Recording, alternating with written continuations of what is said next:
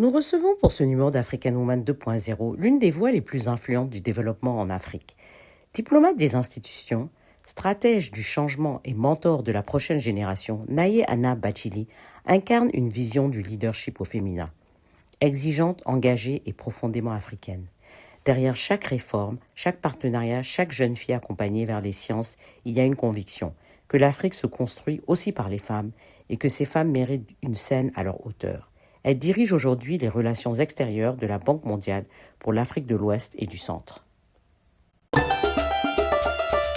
African woman, African, African woman 2.0. African woman, African, African woman 2.0.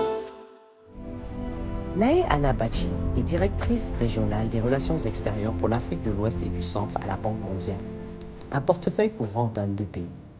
De nationalité sénégalaise, elle conseille les plus hautes sphères institutionnelles sur la communication stratégique, la gouvernance, l'économie politique des réformes. Titulaire d'un master en administration publique de la Harvard Kennedy School, elle a auparavant piloté le programme mondial de dialogue parlementaire de la Banque mondiale, contribuant à la création du réseau parlementaire sur la Banque mondiale et le FMI. Auteure de l'éveil des parlements africains, elle est également fondatrice de Shine to Lead, Jigenjang Teki, une organisation de mentorat pour les jeunes filles scientifiques issues de milieux modestes au Sénégal. Membre active du Women in Africa Initiative, du Women Investment Club et du Siècle des femmes, Naye Anna Bachili est une voix de référence du leadership féminin et de l'investissement sur le continent. Bonjour Naye, un plaisir de te recevoir sur le plateau d'African Woman 2.0 aujourd'hui. Bienvenue. Absolument ravie, ma chère Aïssata. Ça fait tellement plaisir d'être là. Merci, merci. Et de te retrouver après tant d'années.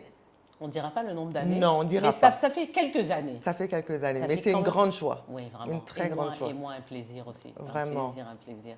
De Et nous bravo pour retrouver tout ici ce que à tu Abidjan. fais. Merci, merci. Alors, Naye, moi, je sais tout de toi déjà. Ah bon? Mais tu vas dire au public, non? Presque tout. Tu es sénégalaise, diplômée de Harvard, en poste à la Banque mondiale. Alors, comment décrirais-tu ton identité en un seul mot? En amour, En un mot. Hein. Et pourquoi? je dirais que je suis une passeuse de pont. Ah oui. Oui, une passeuse de pont entre... Mais là, tu as utilisé 3 mots. Hein. C'est Mais déjà pas grave. 3. Une passeuse et un pont. Il faut un pont quand même. Entre les cultures, entre les pays, entre les institutions, entre ceux qui prennent les décisions et ceux qui sont impactés par ces décisions. Donc voilà, je dirais que je suis vraiment un liant. Voilà, un liant. Tout à fait, tout à fait. Alors, du Sénégal aux États-Unis, en passant par la France, raconte-nous ton parcours académique et qu'est-ce qui t'a conduite à te spécialiser dans les affaires publiques et le développement international? Ben, comme toi, j'ai fait mes études au Sénégal, donc profondément africaine. Ouais. Je dirais africaine, hein. Plutôt sénégalaise bien sûr, mais africaine. Oui, Voilà. je suis d'accord. Et après des études aux États-Unis en finance, en relations internationales, et un passage à Paris. Et je dirais que Paris m'a beaucoup forgée, tu sais, Aïssata, parce que Paris est un carrefour culturel. Absolument. Et j'ai rencontré toutes mes belles rencontres africaines. Je les ai faites à Paris. J'ai découvert en plus, je dirais, la culture africaine à Paris. Les expositions, la musique. J'ai des amis de partout à Paris, dans le monde des médias, dans le monde de la culture, dans le monde des arts. Et bien sûr les États-Unis, où j'ai fait mes études, d'abord le premier cycle universitaire, et ensuite à Harvard, où j'ai fait bien sûr les politiques publiques. Et pourquoi la politique publique? Je me souviens quand on était à Harvard, on disait à la Kennedy School, on disait nous, on a le cœur est à la Kennedy School et ceux qui veulent faire de l'argent vont à la Business School.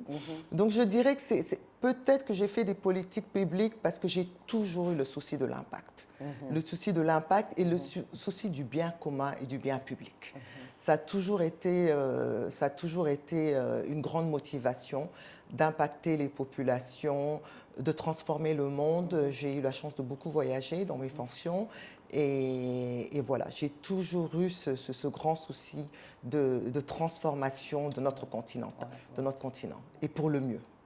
Et en fait, est-ce que c'est quelque chose que tu voulais faire jeune? Tu penses que c'est quelque chose qui est venu de ton enfance ou bien c'est quelque chose que tu as développé durant tes études, cette envie d'impacter?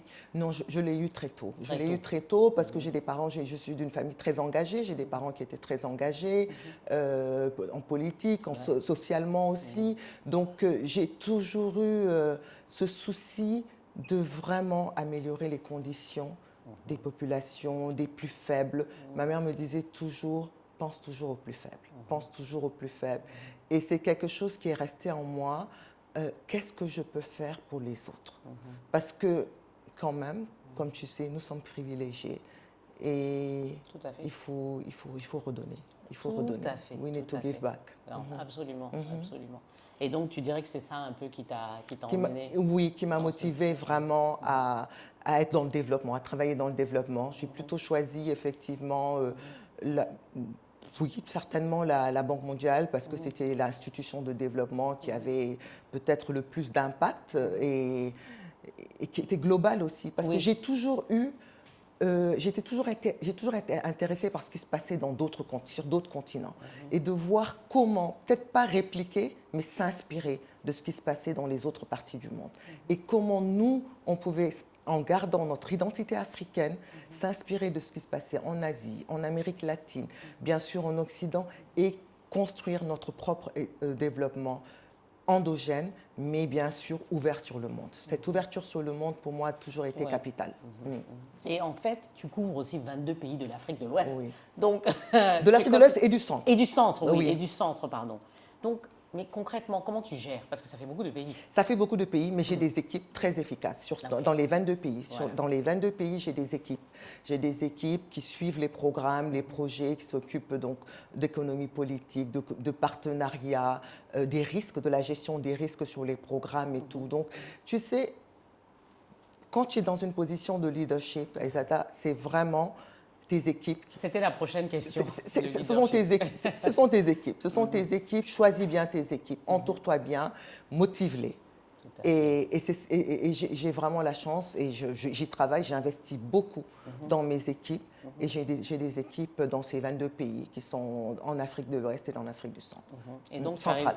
tu arrives à bien gérer justement parce que tu as parlé de leadership. Donc, parlons un peu de leadership justement. Donc, pour toi, le leadership, comment il se définit? Surtout, le leadership, bon, on parle beaucoup du leadership féminin, ces jours-ci, beaucoup du leadership féminin.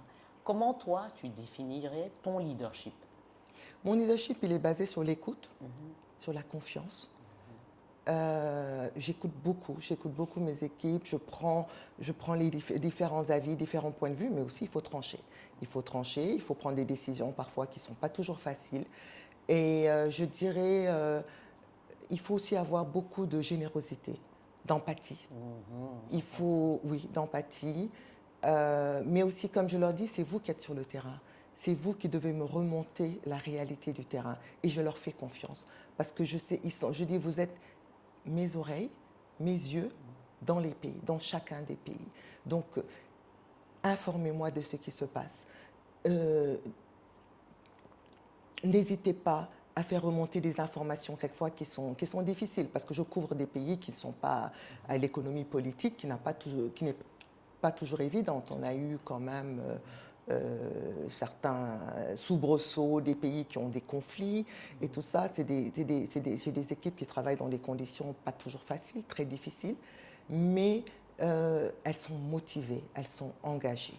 Et ça, c'est parce que c'est un leadership qui est basé sur l'écoute et sur le collectif. Tout à fait. Tout à fait. Et ça, c'est le bon leadership des femmes. N'est-ce Faut pas que je dise ça. N'est-ce pas? Tu peux le dire. Tu peux le dire. On peut se l'approprier. Oui. Je pense que le leadership féminin est un leadership qui est beaucoup plus à l'écoute. Je pense Et aussi. beaucoup plus empathique. Je pense aussi. Si on peut dire ainsi. Je pense aussi. Alors, tu as écrit un livre. Ça, je ne le savais pas par contre. Je l'ai appris quand j'ai vu. Oui. Mais donc, tu as écrit un livre, L'éveil des parlements africains, dans lequel tu plaides pour un rôle plus fort des législatives.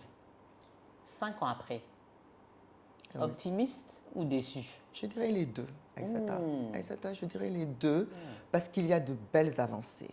Dans certains pays, on a des parlementaires qui sont engagés, qui sont bien formés, qui challengent les gouvernements, les gouvernants. Et ça, c'est quand même de belles avancées. On a aussi plus de représentation. Dans certains pays, on a une parité.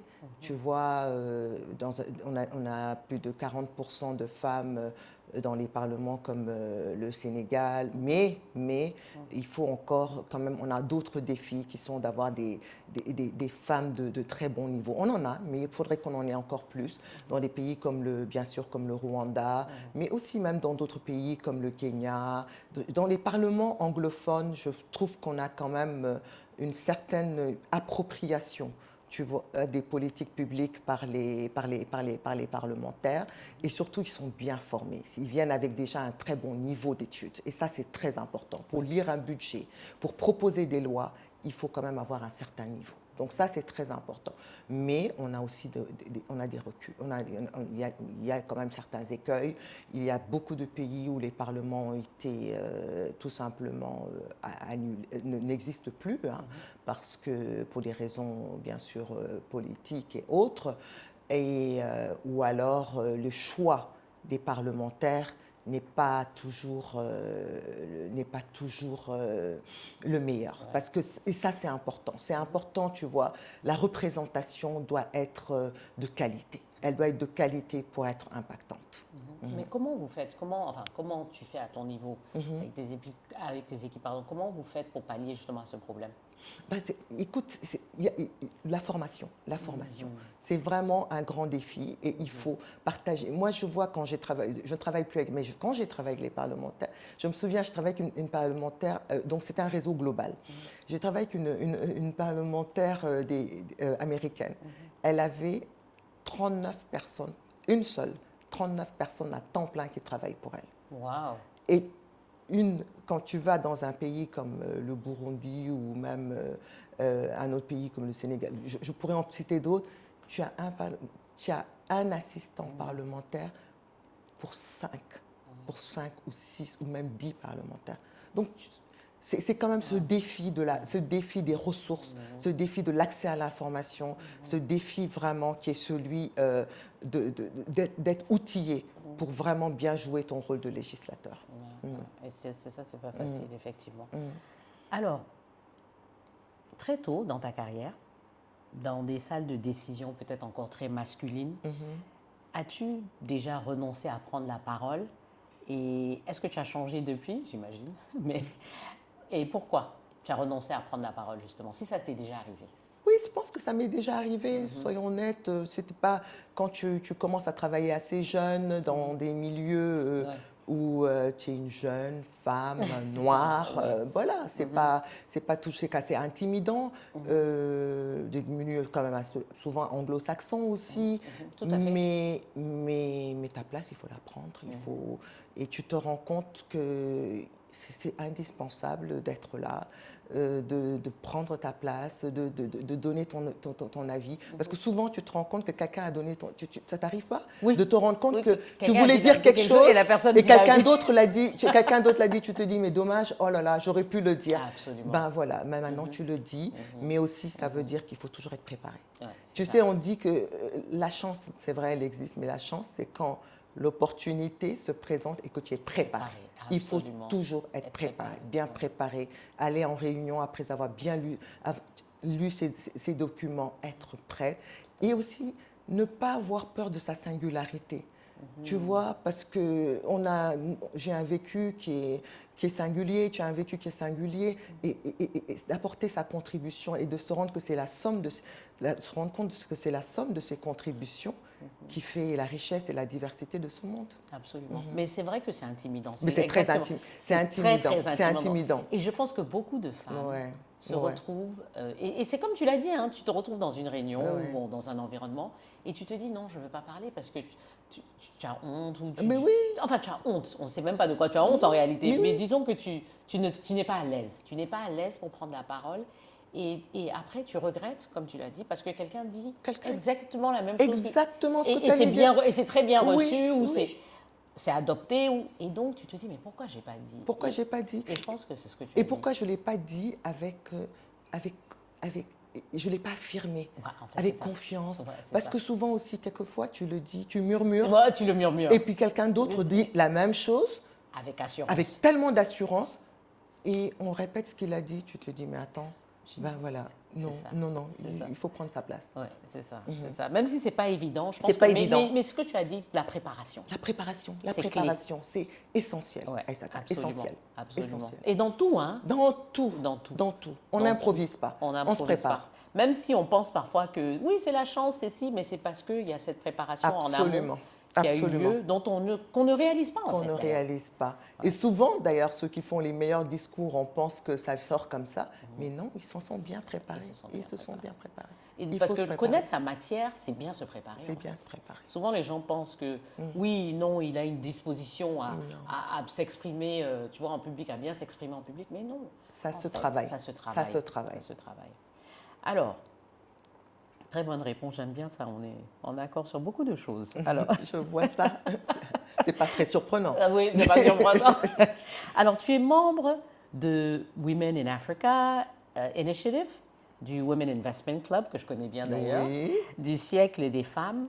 Ces réseaux féminins font-ils vraiment bouger les lignes ou bien c'est vraiment encore des clubs entre elles? Non, ils font bouger. Moi, je crois à la sororité. Oui, J'y moi crois, aussi. j'y crois, j'y Absolument. crois fermement. Et je pense que beaucoup d'entre nous ont été soutenus et inspirés par d'autres femmes, par des mères, par des sœurs. Et donc, ces réseaux aussi te permettent, par exemple, dans l'entrepreneuriat féminin, l'accès au financement. Je pense que, et même s'échanger des informations. Je crois, ces réseaux aident. Ils aident, ils te soutiennent. Et moi, ils m'ont beaucoup soutenu. Et pour moi, j'ai aussi une responsabilité, comme je te dis, à redonner. Et c'est à travers ces réseaux que je le fais, mais aussi à travers d'autres réseaux de façon formelle ou informelle. Ouais. Donc, j'y crois. Je pense que c'est très important. Donc, impact, c'est clair. Impact, il y a de l'impact. Il ne faut pas être dans l'entre-soi seulement. Il faut vraiment. Et puis, il faut avoir des objectifs clairs. Il faut avoir des objectifs clairs.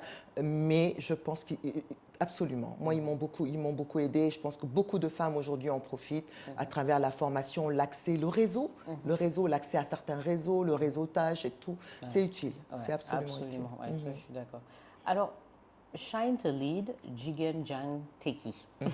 Là, c'est comme si j'avais pas été au Sénégal. Hein? Jigen. Si. Jigen Jang Teki. Oui. Ça Je veut l'ai bien dire dit? la femme qui va à l'école. Uh-huh. Quand tu vas à l'école, ben, tu réussis. Ok. Tu t'affiches. Jigen Jang Oui. Teki. Ok, tu encadres des jeunes filles de milieu modeste vers les sciences. Qu'est-ce qui t'a le plus surpris chez elles?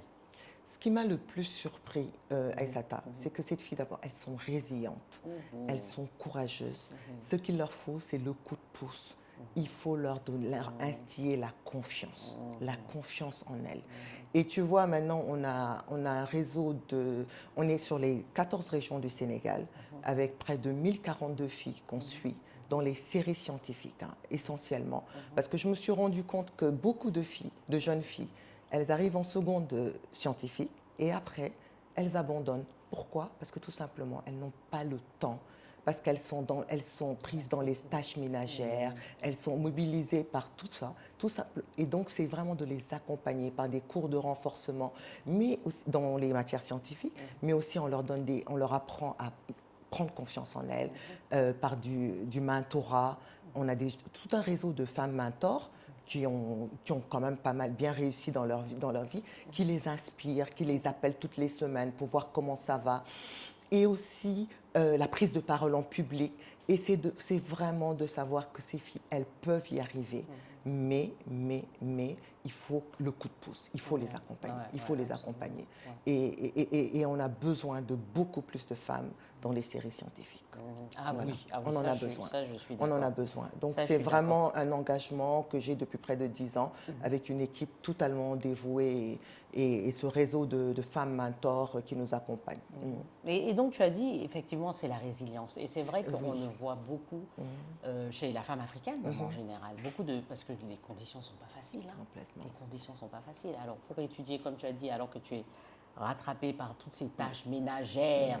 Tout repose en général sur la fille. Hein. La Mais jeune tout, fille, quand tout, tu es dans une tout. famille, surtout si tu es l'aîné, Tout. alors là, voilà, Tout. on s'attend à ce que tu sois presque comme une deuxième femme, en fait. Une deuxième épouse. Exactement, exactement. Et, Et moi, je effectivement, vois pendant Covid, on a dû, parce que j'ai dit, mais on a fait un programme de cours en ligne. Et pour qu'elles suivent les cours, on a accompagné les familles en achetant des produits de première nécessité, tu vois, et en s'assurant qu'il y avait quelqu'un à la maison pour aider. Parce que sinon, elles sont embarquées dans ces tâches ménagères et elles ne sont pas peuvent pas, mobilisées ouais. sur Sur les les études. études, ouais. Sur leurs études. Ouais, ouais. Et ce que tu as dit, un autre point que tu as fait, le coup de pouce. Mhm. Ça, c'est ce qui manque à beaucoup Oui. de jeunes femmes. Oui. C'est-à-dire que C'est ça. ne pas avoir, si tu veux, c'est le réseau en fait. Un peu, C'est quelque le part. réseau. C'est le réseau. Ça revient encore au réseau. Et c'est quelqu'un qui croit en toi, qui Ouais, te dit tu qui- peux, que tu peux le tu faire, peux, ouais. the sky's the limit. Il y a pas de, tu peux y La arriver, confiance et tu puis peux y le arriver, coup de tu pouce. vois, le coup de pouce.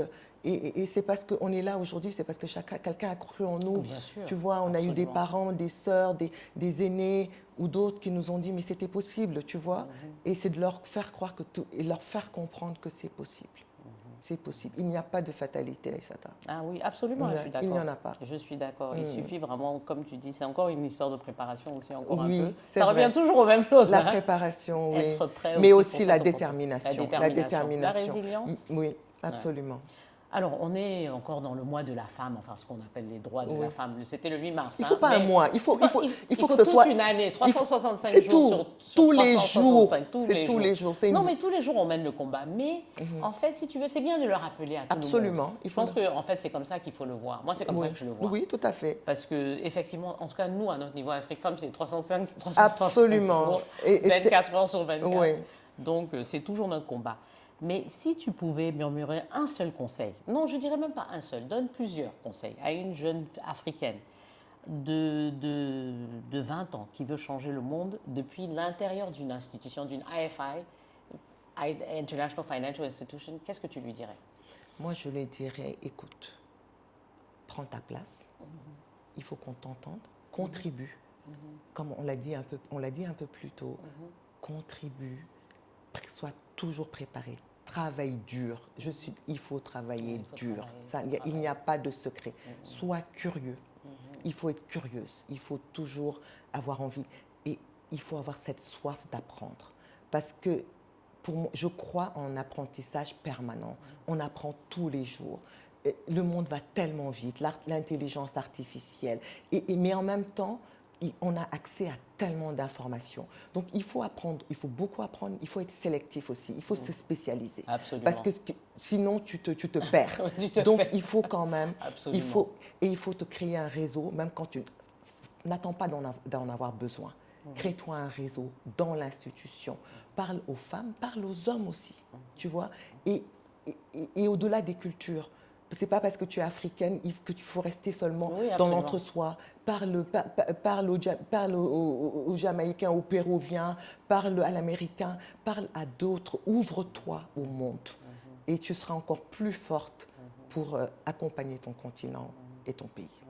Tout à fait. Ouais, je suis d'accord. J'aurais pas pu dire mieux que ça. On en est d'accord.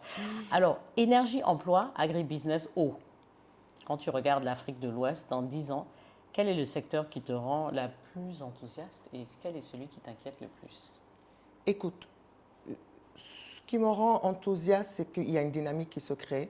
On a lancé, par exemple, nous, ce qu'on appelle Mission 300. Mission 300, c'est donner l'accès à l'électricité à 300 millions d'Africains d'ici 2030. Parce que figure-toi, Aïssata, on est 600 millions à ne pas avoir accès à l'électricité sur le continent. Donc là, c'est une vraie mission et on est tous mobilisés avec des partenaires, tout le monde, hein, la société civile, les institutions, plusieurs institutions de développement, on est là-dessus. Donc énergie, oui, l'agriculture, et moi je pense qu'il n'y a pas de choix à faire. Tout est urgent. Tout est urgent. La santé, l'éducation, l'eau, c'est important. Et donc, on est mobilisés. Et je pense qu'il y a une vraie dynamique qui se crée il y a une dynamique qui se crée sur le continent dans les domaines comme l'énergie, l'eau. Alors, mon inquiétude, c'est notre force, mais c'est mon inquiétude, c'est la jeunesse. On a aujourd'hui le continent qui a quand même une population très jeune. Il faut qu'elle soit formée, parce que sinon, ça va être une bombe, cette bombe démographique. Tu vois ce qui se passe, les bateaux, ceux qui empruntent les bateaux, le défi de l'emploi, l'emploi des jeunes. Pour moi, c'est vraiment l'emploi des jeunes, la formation des jeunes. Donc vraiment, le grand défi, la grande opportunité, c'est la jeunesse. Et là, il faut investir massivement dans l'emploi et la formation. Oui. Non, mais tu as raison. Et je regardais, il y a pas longtemps, comme tu dis, tout est disponible maintenant, les informations. Et j'ai vu que c'était au Niger qu'il y avait la population la plus... J'avais pas la population la plus jeune en termes de nombre. Et je me dis, effectivement, le Niger, c'est pas le pays le plus, le plus riche. Et donc, j'imagine effectivement les défis. De gros défis sur le continent. Ça va emmener dans 10 ans, 15 ans, des jeunes, s'ils ne sont pas employés, s'ils sont désœuvrés. C'est une bombe. Ça peut créer des catastrophes. Oui, absolument. Mais c'est une opportunité. C'est une opportunité, incroyable. Oui. Mais si saisissons-la et investissons dans cette opportunité. Absolument. Et je suis d'accord, c'est le capital humain encore qu'il faut développer, mais jeune. Alors, parle-nous un peu, on arrive à la fin, de... Déjà Oui, j'aimerais bien pouvoir rester encore plus longtemps. Moi aussi. Mais parle-nous un peu de... Tu sais, c'est une question qui revient très très souvent pour les femmes. Et on a beau être à tous les hauts niveaux de leadership et tout, mais c'est toujours cette question un peu de ce work-life balance. Donc, entre le professionnel et le personnel, comment faire la part des choses? Écoute, moi, pour moi, les deux, le personnel, le professionnel, contribuent à notre épanouissement. Absolument. Et donc, tu investis dans les deux. Et Mais une jeune dame, en fait, la question réelle, c'est une quand jeune dame qui se lance. Tu le sais bien, on a tous passé par là. Là, on arrive à des levels un peu plus seniors où tu peux dire « Oh, je pars en vacances, vous ne me dérangez pas, tu as des équipes, ils vont gérer. » Mais quand tu rentres dans le monde du travail, tu as 27 ans, 25 ans. Oui, tu as des petits-enfants. Voilà, tu as des petits-enfants. Il faut les laisser partir en mission. Voilà, tu as le cœur brisé. Oui. Et ou alors tu vas faire un master à Cambridge et tu laisses ta fille de 5 ans. Oui, je sais ce que c'est. Et derrière, c'est pas facile. Mais ce sont des choix, mais tu sais, et en même temps tu leur expliques. Parce que moi, je me rends compte que nos enfants, quand on leur explique pourquoi on fait ces choix-là, ils sont encore plus inspirés, encore plus motivés. Nos filles et nos garçons. Parce que nos filles, ça les motive. Et nos garçons aussi, demain, quand ils vont construire leur famille, quand ils vont bâtir des familles, ils vont aussi se souvenir de cette maman qui se levait tôt le matin, qui venait m'embrasser, mais qui allait travailler, qui revenait. Et ça, c'est important. Donc, pour moi, le travail, je dis, ces jeunes filles que j'encadre, je leur dis, c'est bien, vous allez vous marier, c'est très important, c'est important pour votre équilibre. Mais le travail, votre travail, c'est votre premier mari. C'est tellement important, l'autonomie financière, votre indépendance. Et c'est comme ça que vous allez vous faire respecter. Et vous respectez vous-même. Et donc, oui, c'est important. C'est pas toujours, je dirais pas que c'est idéal tous les jours. Il y a des jours, effectivement, où tu vas rater la réunion parents-élèves. Il y a des jours où tu passeras un peu moins de temps sur les devoirs. Mais honnêtement, Aïssata, moi, je me rends compte que nous, les enfants, nous qui avons des enfants de mères qui travaillent, ils réussissent plutôt bien. Parce que je pense qu'ils sont quand même inspirés par cette image qu'on leur donne de nous. Et donc, pas de culpabilité. C'est pas toujours évident, mais on y arrive quand même. Et il faut aussi choisir le partenaire qui t'accompagne, un partenaire de vie qui te soutient. Parce que ça aussi, c'est fondamental. C'est fondamental, mais arrêtons de culpabiliser. Oui, arrêtons de culpabiliser. Je pense qu'il faut vraiment qu'on arrête de culpabiliser. Mais bon, moi, je me souviens quand je suis arrivée à Harvard, tout le monde me disait « Ah, oui, ta fille n'est pas venue, tu l'as laissée à 10 000 kilomètres. J'ai dit oui, mais je retourne la voir régulièrement, je lui parle au téléphone et tout. Et c'est une question qu'on ne pose jamais à un homme. Jamais. On ne pose jamais cette question. On ne lui demande même pas ses enfants. Non, on ne lui demande même pas. On ne lui demande même pas. Quand tu vas en mission, on te demande tout le temps, est-ce que tu as laissé tes... Non, mais surtout avec les moyens de communication aujourd'hui, tu peux suivre ce qui se passe de très près. Donc oui, assumons. Mais Non, c'est une exigence pour nous. C'est une exigence. Mais quand tu dis ton mari, c'est ton premier travail, non, ton travail, c'est ton premier mari, il y a des gens qui ne comprennent pas très bien cette interprétation parfois. Ah bon? Parce que je vois parfois, il y a des gens... je pense que c'est une décision de couple après aussi, avec le partenaire. Parce que parfois, il ne faut pas que ça devienne mon travail avant tout. Non, je suis tout à fait d'accord. En fait, je suis tout à fait d'accord. C'est juste cette non, pas du tout. tout. Voilà, mais je pense que ce n'est pas l'un ou l'autre. C'est l'un et l'autre. Et c'est tout à fait compatible. Je ne sais pas pourquoi on met toujours... Il y a toujours un antagonisme entre le travail et une vie de famille. Mais c'est tout à fait compatible. C'est tout à fait compatible. Absolument. Mais je pense que sur les droits des femmes, sur le travail des femmes, il faut une exigence et une vigilance. Aïssata, il faut une vigilance absolue. Il y a nos mères, nos grandes sœurs ont mené beaucoup de combats, mais le combat continue. Il continue. Il y a quand même encore du recul dans certains pays, dans beaucoup de pays, et il faut qu'on continue ce combat. Absolument, absolument. En tout cas, Naïe, merci. Merci Aïssata, c'était une grande joie. C'est passé si vite. C'est passé si vite. Mais parce que ton équipe m'a mis en stress, hein, c'est pas toi. Ah bon? Oui, parce que tu as un emploi du temps chargé. Oh là là. Alors, mais on va faire la partie du petit cadeau. Oh. Pour te dire merci d'abord. Merci et ensuite aussi pour faire la promotion de nos entrepreneurs africains. Absolument. Donc ça, c'est un Sénégalais. Un Sénégalais oui, en plus. Wadji qui fait des chaussures. Je passe ça. Merci beaucoup. Je peux ouvrir? Oui, bien sûr, avec plaisir. C'est même ça l'idée. Ah là là. Ouais, donc il offre des chaussures. J'adore les cadeaux. Oui.